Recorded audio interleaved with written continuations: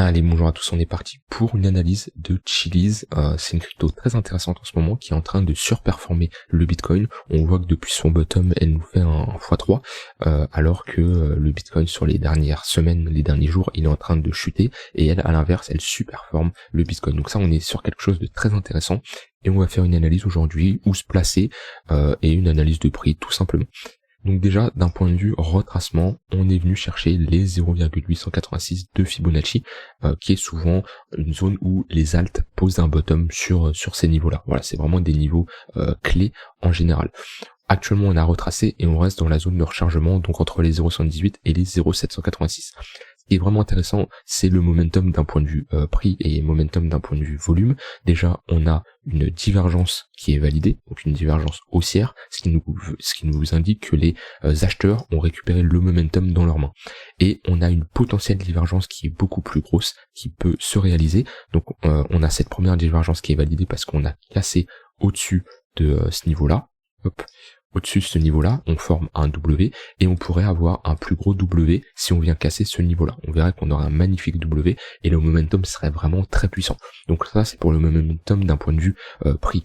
D'un point de vue volume, on a aussi, qu'est-ce qu'on constate, des W sur le volume. On voit qu'on fait, voilà, un sommet ici, un creux sur ce niveau-là, un sommet ici, un autre creux ici et un sommet ici. On fait un magnifique W sur le volume, c'est-à-dire qu'on a de l'intérêt qui revient sur cette crypto, et surtout l'OBV qui est vraiment croissant.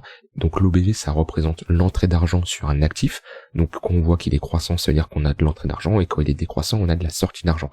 Et ce qui est vraiment intéressant, c'est qu'on a plus d'entrée d'argent, donc plus d'argent sur cet actif actuellement que il y a quelques mois tout simplement en début 2022 ou même en 2021, où on était sur des prix assez énormes, sur les 90 centimes voire les 1 dollar, et on avait moins d'argent investi qu'actuellement. Donc ça veut dire qu'il y a énormément d'argent, et même pendant toute cette baisse, on voit que on continuait d'avoir un Chiliz qui accumulé. Bon, on a une légère baisse, mais rien d'impactant sur du long terme.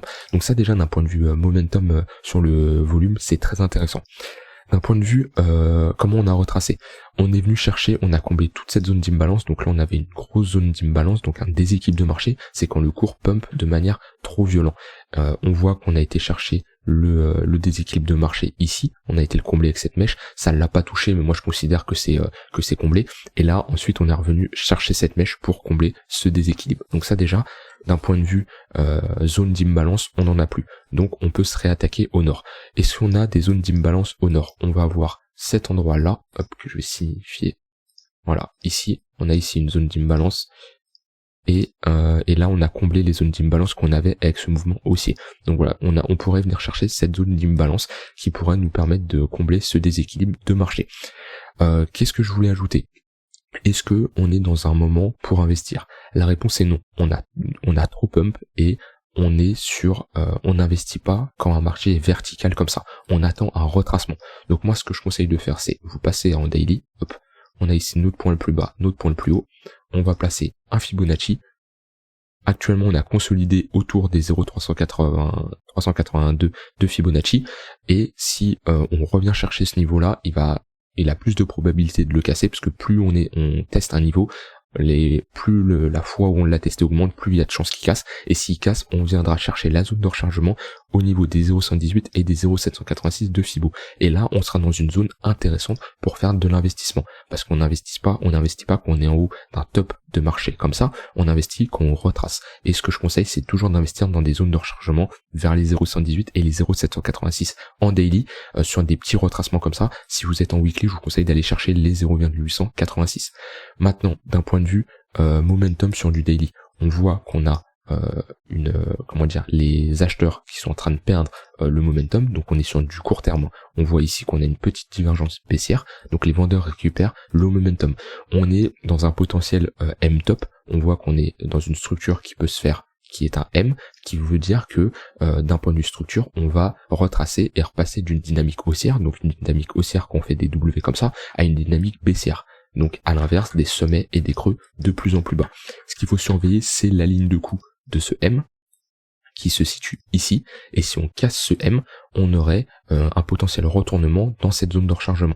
Je vais mettre les niveaux théoriques de ce M qui sont les extensions de Fibonacci, et voilà, on voit que les 1,78, donc l'extension de ce M, est en confluence avec les 0,786 et c'est en confluence avec la ligne de coup du W du précédent W qu'on a fait ici. Donc on a une triple confluence donc de localisation, où ici on a une zone très pertinente pour venir placer un ordre d'achat. Donc ça nous ferait un Chiliz au niveau des 11 centimes de dollar, qui est un prix correct, parce que si vous retracez à minima au précédent sommet au niveau des 33 centimes, vous êtes sur un x3 qui est une très bonne performance. Maintenant, voilà, moi ce que je conseille, c'est de ne pas FOMO, c'est de patienter un retracement.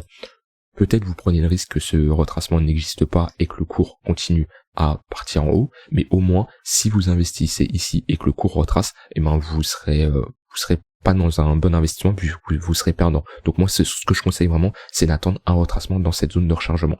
Il y a d'autres haltes qui surperforment le Bitcoin. Si on retrouve pas une zone de localisation intéressante sur Chiliz, c'est pas grave, on retrouvera d'autres haltes à analyser. Mais voilà, moi c'est ce que je conseille, c'est de re-attendre un pullback sur les 11 centimes.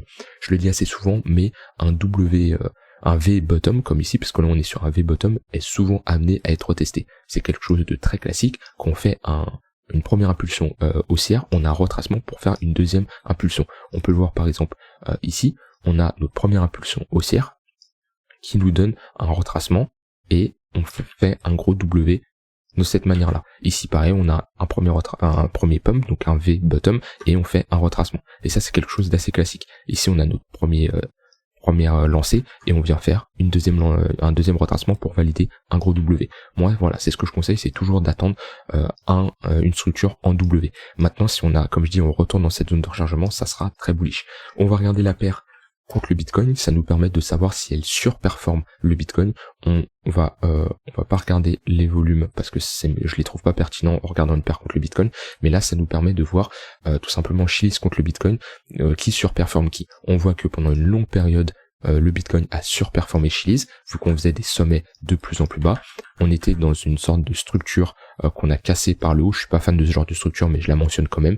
Et le fait de venir chercher les précédents sommets, on est passé du coup en dynamique haussière, et on voit qu'on a fait un petit W ici qui nous a instauré une dynamique haussière. D'un point de vue momentum, on voit qu'on a une divergence qui a été validée, vu qu'on a cassé et on a fait un W sur le MACD. Donc en tout cas c'est très bullish pour Chiliz contre le Bitcoin. Voilà, vous avez mon avis sur cette crypto. Il n'y a pas de conseil en investissement. Moi ce que je vous conseille, c'est vraiment de patienter les zones que je vous ai mentionnées. Ça sert à rien de FOMO, vraiment.